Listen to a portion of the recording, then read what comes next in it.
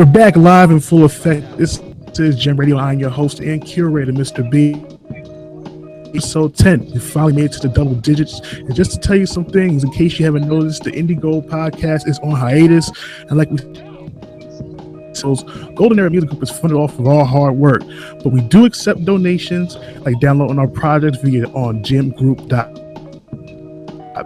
And we just released the Indigo podcast soundtrack volume 2, and I think it's fucking dope. Also, you got the Patreon. You go to Patreon.go podcast. Any donation is a great one. Shout out to Tour Music Incorporated for being the first donors. And be sure to check out the interview Las Vegas hip hop artist Oscar Cardona, where we talk about life in Vegas, the hip hop scene, his EP, Spaces Loaded, fellow Las Vegas artist Dizzy Wright. It's a very dope interview for anybody who's like a independent artist and they want to get their feet.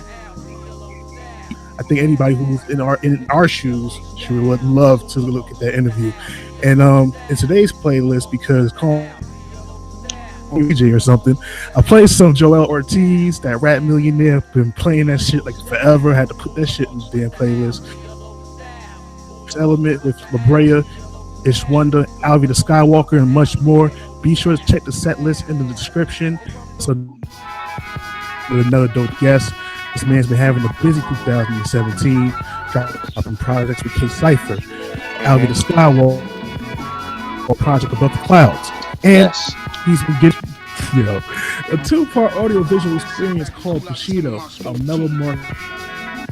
Welcome to Gem Radio, Mello Marc. How you doing, sir? Say, man, I'm feeling alright. I'm feeling good, feeling great. You know what I mean? It's kind of rainy out here, though, so I'm feeling alright. Yeah, I was like, debating, I gotta go to work after this interview. I was like, damn, I'm gonna get my from the truck after this shit. Like, I don't know what I'm gonna do. Because I gotta work, because, like I said, we'll talk about going there and these blue work, aka working 9 to 5, and it took a long time for this. It took a long time for this interview to happen. Me and Mello Marc shit. Yeah. And it's kind of crazy too, because like I've been following, I've been following you on Instagram, for a minute. I've been following you for a while, so. And it was funny that when you hit me up, I was like, you was like, we gonna do an interview. I'm like, of course, definitely, like. Oh, like I've been following like the beat scene that's been going on here for a while. Like I'm a huge fan of the beat scene because of series called Crates before, and I've had a chance to work with beat makers from around the world. That's what I wanted to do, and oh wow, that's dope, like jazz for hip hop heads. Yeah, that's dope, yo. It's real shit. Like like beats is like jazz for hip hop heads. Yeah. I'm a jazz head as it is, but I'm a hip hop head too. And when I go to these beat shows, like when Beat House has the Freak Show has their shows, it's just like Jamar Jacobs turned me on to that type of shit. Yeah, that was actually, so I can see it. Yeah, he was actually one of the first people that I met on the scene, actually. You know what I'm saying? Like besides like Brain Orchestra, 89 Brainchild, like he was one of the first ones I actually got to like chop it up with, you know what I'm saying? Like really, really chop it up with. And he told me pretty much like him and Crack, they pretty much broke down the whole Freak Show, what it was, and I went to my first Freak Show event. I was just mind blown, like, I think I remember when I went there, Good Food asked me to come to the stage or whatever to smoke. So I just went up there and I was just pretty much just watching them all do their thing, and it was a dope crowd. The crowd was into it, and I was just mind blown from the shit, yo. Yeah. Actually, how I first got into it, one of the first cats I met on the scene was Brain Orchestra. And he pretty much put me on the game. He invited me, I think, to my first actual event at the North Sea, my first like Jersey event going to, before going to the Freak Show event that I went to, with, and then going to see all of them, like doing their thing, and then the crowd just all into it, and it was just incredible, yo. And it was just like I felt as though it was a dope like introduction into the scene. You know what I mean? So like so pretty much you got into this pretty much, you know, a couple years ago. It was like the whole beat going into the beat. That like how long has it been since you started making your own production and stuff like that? I started making beats in 2011, like late 2011.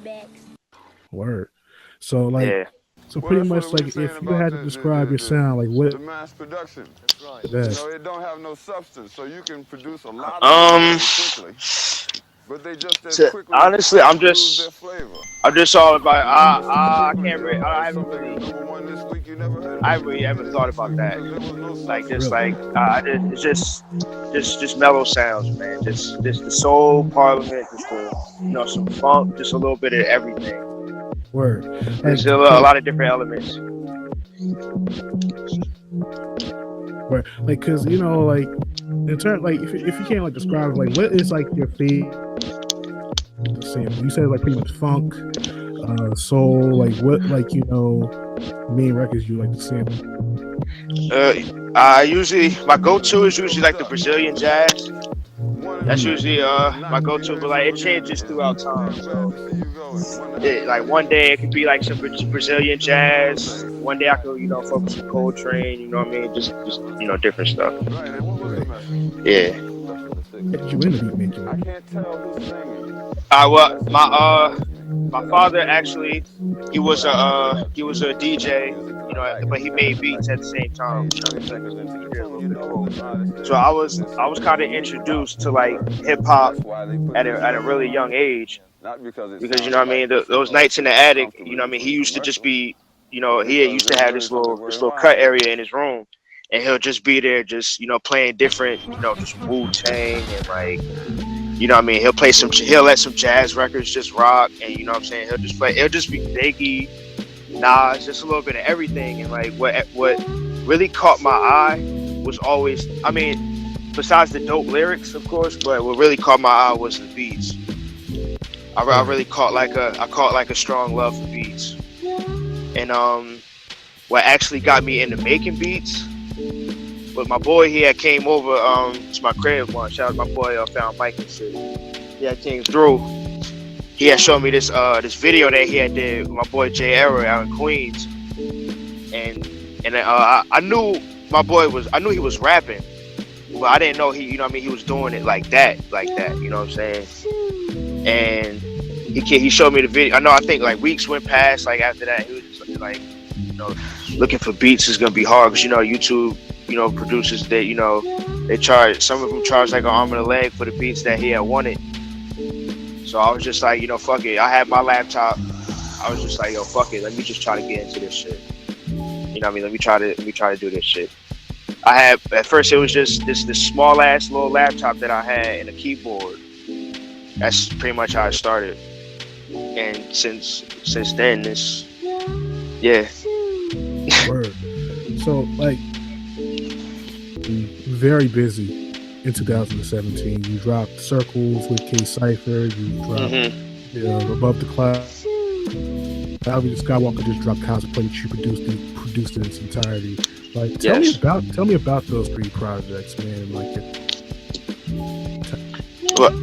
well, like it was. I could say working with Kay Cyphr, it was like.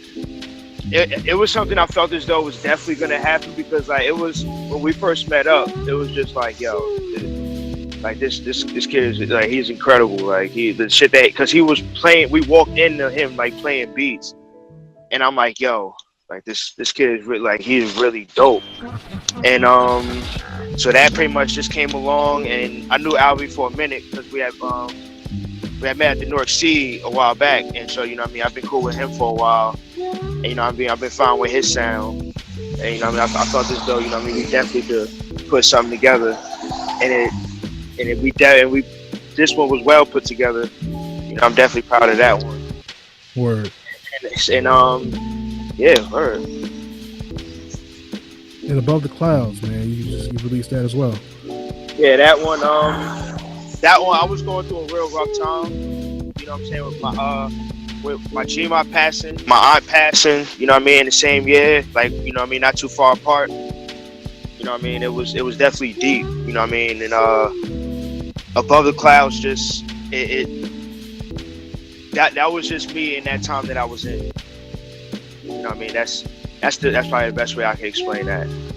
Word. That's how that came about. So, what are your top 3 beat makers that changed your life, and what's your favorite project or track, body of work from them? Like, what is your favorite? Well, I can say like the RZA, like his beats, like he was one of the first, because Wu-Tang was like definitely like as a young, that was definitely like the first like hip hop group. You know what I mean? Just like that was my introduction to hip hop, was Wu-Tang, you know, Biggie. So I could say so I definitely RZA, Premier, Dilla. I could say that's probably my top 3. And Pharrell I don't even put him into like he's in like his own, I don't know. I can't put him. He's not in my top. He's my top. Like Pharrell is just a genius. Like Pharrell, man. Like I listen to this old shit and I'd be like, "Yo, this nigga was so passionate, like word." And you know, his shit just didn't touch the time. Like, you know, we had this thing where, you know, music doesn't age well. Yeah. Because it was meant to age the way it does. Like it was made from the future. That's why like that whole aesthetic, you know what I mean? I was hooked ever since, you know, I was put on. You know what I mean? My cousin Mike, he's a heavy NERD fan. He put me on something serious. And ever since then, I was just like, yo, like their whole production was just, I was just mind blown at first. So, and that's what kind of made me want to get into, at first, it made me want to get into, you know what I mean, like composing my own sounds, you know, with the little keyboard that I had, and just, you know, putting my own sounds together. Because a lot of my beats, like when I first like started off, you know what I mean, kind of sound, you know, the NERD, you know what I mean, the you know, the hard synths, you know, soft roads or whatever, shit like that. Yeah, I started to pick up on, you know, putting my own, like composing my own sound, and you know what I mean, it kind of sounded like, you know what I mean, it was definitely influenced by, you know, Pharrell, you know, the NERD, the whole sound, you know what I mean, it was definitely influenced by him. Word. So you dropped the trailer for Bushido. You combine your style of production and a video game that's kind of remiss from my childhood, which is Technu 2. Yes. Visual audio experience. How did this idea come about? Shit, I was playing Technu 2, and I noticed like the cinematographics, like the scenes, like they were really like a movie. It really felt like that's how, like when I play video games, that's how I look at like certain cutscenes and shit like that. I look at them like movies. So that's kind of how, you know what I mean, I wanted to put this one together, like, and mix up another one of my favorite games, Bushido Blade. You know what I mean, I was kind of, you know what I mean, want to put those two together. Bushido Blade. Yeah. Okay. Yeah, and I kind of want to just put the, you know, kind of try to get the two storylines in there, you know what I mean, in there, kind of, and make a little soundtrack for it. I think it'll be dope. Yeah, man. And it just came along. I was telling some people, like, I was like, yo, I'm about to do this interview with this guy who's like combining and making like a soundtrack for like old games we fucked with back in the day, like, you know, Bushido Blade and fucking Technu, and it was like, what? This shit's gonna be dope. I felt like when I first saw the trailer, I was like, oh shit, it looks so fucking familiar. Like that shit before. And yeah. And then I'm just seeing you putting your style of production, which has like a bit of a Wu-Tang-ish type of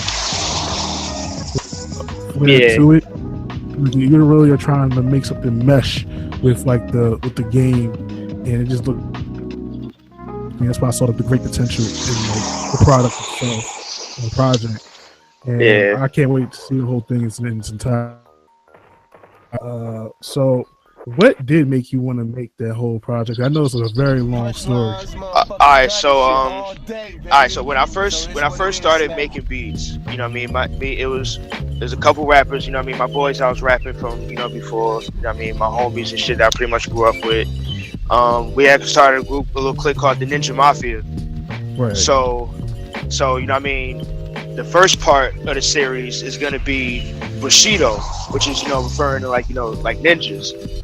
Right. And actually, the part 2 is actually going to be from. I'm pretty sure you played the PS2 game Mafia. Yes. It's gonna be called Mafioso. So kind of ninja mafia. It's kind of like that was the like, yeah. Just sitting down, just thinking about that. That's how that idea really just came up. I'm gonna do like a different style of beats with, you know what I mean, with one. Like come like a little different, you know, with the Mafia joint. That's it inspired from. That's how it came about. Right. So, in that Bushido has video game elements embedded into the project, and I guess now you're talking about Mafioso is going to have a bit of aesthetic. You know, is it safe to say that you are a fan of video games? A big fan, yes. What is your favorite genre? I definitely have fighting games. I had a feeling it was going to be fighting games. I would like to ask you, what is like your top 5 in fighting games? Oh, my top 5. Number 1 is definitely Mortal Kombat. Mortal Kombat, Fatal Fury, Street Fighter. Right. Rival Schools is dope. Yo, they need to make another one. I'm tired of this shit. Like, yo, all the games I swear to God, like, they need to make another Rival Schools. That's what I'm saying. They need to stop playing it. They can make money off this shit because they got people that's gonna buy it. I'm willing to buy it if they're willing to make it. So but then again, stop bullshit. Capcom been dickheads. They've been dickheads when they wanted Mega Man Legends and said nobody wanted it and they just canceled it. That shit fucking pissed me off. Oh wow, I didn't even know that. It was some straight asshole shit. They had Mega Man Legends 3 in development, and the fans was putting in a lot of input into the project, and then out of nowhere, Capcom canceled it and said, and I think left the company. Mega Man left the company, and yeah, so you knew it was just to be a dick towards. Wait, because isn't Mega Man? Isn't Mega Man in one of the Super Smash Bros. Games that recently came out? I think so. I noticed that. Yeah, I noticed that something strange about that. But also remember when Tekken vs. Street Fighter came out, I'm just like model Mega Man that they had in that game. Yeah, that was disrespectful as shit. Yeah, they was definitely coming crazy with that shit. Yeah, you could definitely tell. But I was trying to figure out what was going on. But you also gotta understand, like, if you see how all the fucked up decisions that Capcom's been making, it's because they have vendetta against the creators. Because you actually see, like, when they did Devil May Cry, the reimagining, he looked nothing like Dante. Yeah. Wow. Oh yeah, it was. I I never played the game myself. Like I said, it's like Capcom be on some fuck shit, and like they was about to be put out of business, and Sony had to bail their asses out. Damn. Yep. That's why Street Fighter ended up being on PS4 as an exclusive, or PS3, PS4, because they could bail them out. Yeah, that kind of sucked that it didn't come out for Xbox. I actually like that game. Yeah. That sucked. For anybody who's really interested, so what's your other favorite game after Rival Schools? Oh yeah, it was number 5. Marvel vs. Capcom. Oh man, definitely. Yo, what up? And no, actually, it's between Marvel vs. Capcom and Killing Instinct. I can't forget about Killing Instinct. Killing Instinct, the Hood. That was the Hood classic. And Eternal Champions too. Oh shit! Like, yo, why haven't they made a sequel to Eternal Champions? Yo, like that shit was actually a dope one for Sega and whoever who caught that game. There's a lot of fucking fighting games you can make a sequel to that they stopped. They felt that it's not as important as like marquee franchise like that. Nah, they actually came out with like, I'm not too sure if it was meant to be a sequel to Eternal Champions, but for the Sega, the Mega Drive, it's Eternal Champions something of some other shit. I forgot what the name of it is, but the Challenges of the Dark Side, I think it's called. Okay. Yeah, but they never made it. They never made another one after that. That one was not. Oh, of course not. Yeah. So pretty much, you know, if you had the chance, who you'd like to collaborate with and why? It's definitely a lot more Jersey artists that I would like to collaborate with. I'm not gonna say those names yet. Like a fantasy booking, like who would you? I would actually, like, producer wise, I would love to sit down and, like, you know, make something, or just to sit down and, you know, do something with Pete Rock. Pete Rock was definitely. He might give you jewels because he actually appreciates people of that aesthetic, that they actually appreciate the culture. He's not a big fan of people who are like really just doing it just for the money and not really giving a damn about the culture. I could say, like, all right, Pete Rock is like one of my favorite. You know, he is actually my favorite beat maker of all time. So like to actually sit down and like to even have him put me on to something, or maybe, you know, I could put him on to something. Who knows? Like we just make, like, just to actually sit down with him. But in itself would just be crazy. That would be crazy. Yeah, like I said, that would be exciting for you because I idolize him as a beat maker because of what he has done all these years. And he still continues to make great music. Exactly. So it's not he's gonna lose it. Just like, you know, people like Premier and Alchemist and people like that. They just don't lose that flair that they have. Yeah, and they never gonna lose it. Never. Right. I can't never see him losing it. So now you have Bushido, you know, tonight pretty much. And tonight at 9, yeah. And you have Mafioso is going to be the second part of this series. So, what are your plans for the future? Because Kay Cyphr said that Circus 2 is on the way. Well, he actually brought that idea up to me not too long ago. So yeah, we definitely gonna make that one happen. A Circles Part 2 is definitely. Circles is pretty dope. It's a really dope project. Oh no, I appreciate that. Appreciate that. So, see or hear the name Mello Marc. What should they expect when they see you? Wait, say that one more time. When people see or hear the name Mello Marc, what should they expect? I don't want to just throw that, you know what I mean, that go-to answer out there to say dopeness, but look, man, have faith in yourself. Like, if you know you dope as shit, you dope as shit. Like, you know, describe yourself as that fucking works. Nah, that's true. That's definitely true. But yeah, man, I just want them to know, like, you know what I mean, I'm just coming with, you know what I mean, I'm just that mellow shit, man. Just that dope shit. I'm bringing nothing but dope shit. That's my intention. Man, that's a fact. Yeah. So now, plug in your social medias, tell listeners about the projects, and All right. Well, everyone can follow me on Twitter, Mello X Marc, MELLO X MARC. Instagram, Cooking Soul, COOKINGSOLE. I have to ask you a question. What made you want to have your that's confusing as shit because we have a production team called Cooking Soul as well.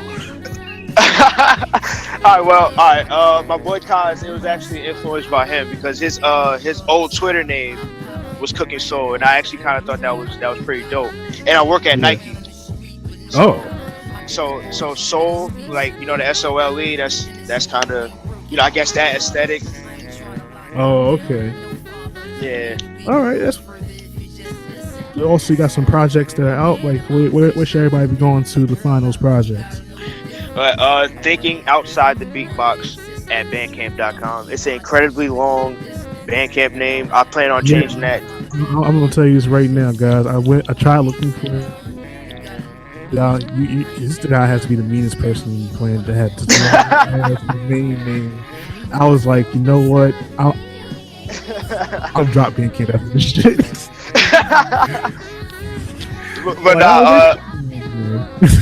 I definitely plan on changing that sometime soon. It's probably just gonna be OG Mello Marc at bandcamp.com. Just something real simple. How old are you, my dude? You look young. I am 26 years old. Goddamn, he's not younger than me. All right, well, still, he's younger. It's all right. I'm old as fuck still. But anyway, yeah, it's all good. Man. I mean, most people should be, you know what I mean? They should want to, live to be these ages and stuff like that. That's how I look at it. People should want to just keep advancing in age. If you stop at age, you're dead. So, word. So you gotta, so we all have a long route to go because until that plan has been fulfilled, we're gonna keep doing what we're doing. We out here. Thank you for coming on Gem Radio. You have a mix that's gonna be featured at the end of the show, man. What do people have to expect for that? A lot. I'm gonna play some new shit. I'm gonna throw a lot of new shit in there. I'm gonna throw some shit from like my first out, like one of my first tapes, Waves and shit. I'm gonna throw some shit in there. Yeah, a lot of new shit. Yeah, and for everybody, I don't know, I feel like telling everybody, but I'm having some ideas in my head. I don't want to copy, but I'm gonna tell you the truth. Alright. I'm on the Adult Swim route, and I'm thinking about making a month of dropping singles, not just singles artists, but singles from underground artists, local underground artists, marketing it to putting it on blogs and stuff like that. Yeah, I want to do a Golden Era Select series coming. So if anybody's interested in wanting to be a part of that, I'm down. Send to cbowers.gmail.com. Just because you send the material in does not mean you will end up. I still gotta judge this shit. I'm gonna let him. If you get picked, be prepared to understand. Like, I'm gonna put a plan in motion to make sure this shit gets moved. So, September is enough time for you. September is enough time for me to put this whole thing together. I'm just trying to find the perfect art to put it all together for me. I'm gonna be stepping away from the art duties because I suck at this. Yeah, I have to honestly find. What? I have to find that in myself. Like, I have to find that myself. I actually want to find like illustrator. Yeah, that's been one of my goals. I got the homie Red Ryan. Manziel Bowen's pretty good, but his race and shit. Like, he did the cover for the God Box. So that shit, like, and he has other. Oh, okay. I was like, yo, this dude's dope. I gotta work with him down the line. Like I said, I'm trying to make really good. Trying to promote really good music. That's what the whole foundation of Golden Era Music Group is about. Yes, we have our label. We do have our outlets, our platforms for other artists as well, and that's what makes us who we are. Since we have the podcast, yes, we got the shows that will be coming back very soon. I'm making money again now, so this is a great thing. Hopefully, some shows will be coming back. I'm not going to call it the Gem Show no more because that's a done concept. That's passe. It's like, the beginning years when Golden Era Music Group was formed. Yeah, we had 5 And I will tell you right now, all of them were great except for number 2. All of them were great, but I want you to understand like that fast, and I think I have bigger and better ideas that you still be able to showcase their given talents. And like I said, I'm just too excited about these ideas, because when I have an idea, as you should be. And every time I have an idea, I'm gonna start working on making it happen. As you should. Like I said, it's only right. Yeah, Mello Marc, man, will be possibly. Like, I think it's gonna be a given on the selects, most definitely. Also, I do want to extend the invitation to Mello Marc about getting on Crate 4. There was no place for me to return to. So yeah, that's secretly in the works. We're gonna talk on that. We're gonna talk on that. Yeah, Crazy Volume 4. Like I said, Volume 2 ended up getting I'm trying to get best 2017 this year. I'm not playing around this year. That's lit. So I got on some lists. I was like, first of all, I was surprised because I was like, no one didn't email me to tell me shit. Yeah. Oh shit. Like, I just saw my list. I was like, ooh, that's different. I'm happy, but still, didn't no notification, no nothing. Like, I would have promoted that shit. Yes. But at the end of the day, I feel with the Crates platform, I still want to promote these beat makers, and like I said, I want to show people. Like I said, I'm a Bandcamp head to the fullest, man. All I do is listen to beat tapes and Bandcamp. Yeah, it's a lot of dope shit up there, yo. Yes, man, and like Mello got some dope shit. Kay Cypher got some dope shit. Good Foods getting ready to just discography at the end of July. Good. Alright, that's another one, yo. Good Food is like, yo, he's that dude. Like, to me, like he's that dude. If you really ask me, I fucks with Good Food. I fucks with his beats heavy, yo. Yeah, Good Food's incredible, man. Like when I wanted to do like the interview with him, like I was like a fan of the projects he was dropping. And every time I went to a free show, he stood out a lot more because he was more. And then you got Kay Cypher, then you had y'all were more in my arena too. And I was like, all right, yeah, y'all got something now. Like, and I'm gonna push if I can. Like I said, I told Kay Cypher, like, when you do a show with us, we're gonna support you regardless of what. So so hopefully, once when this Bushido project come out, and when you get a chance, send me the promotional materials for Bushido. I would love to promote that stuff. Oh, I appreciate that. Yeah, I'll send it to you again as soon as I get upstairs. Oh, cool, man. But thank you for joining us for Jam Radio. We had Mark on the show. No doubt, man. Of course. And we'd like to thank everyone for tuning in to Jam Radio. I am Mr.B, the host, the curator, CEO of Golden Era Music Group, and we will be back next time.